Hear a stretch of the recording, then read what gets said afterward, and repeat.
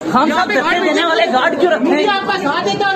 अगर सवाल का जवाब नहीं देना, खान साहब धक्के क्यों दे रहे हैं ये? सर आप बिस्मिल्लाहिर्रहमानिर्रहीम। वीडियो के शुरू में मैंने आप लोगों को इमरान खान साहब का एक छोटा सा वीडियो क्लिप दिखाया जिसमें वो काफ़ी ज़्यादा गुस्से में दिखाई दे रहे थे।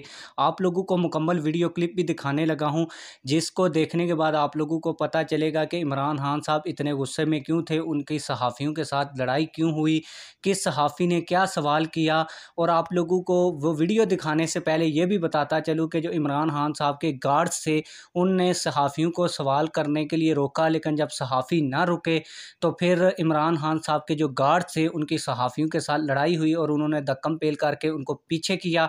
और इमरान खान साहब, आप जब मैं आप लोगों को वीडियो दिखाऊंगा तो इसमें आप लोग वाज़ह देखेंगे कि इमरान खान साहब सहाफ़ियों के सवाल नहीं देना चाहते थे, लेकिन सहाफ़ी बार बार उनसे सवाल करने की कोशिश कर रहे थे, जिसकी वजह से लड़ाई हुई।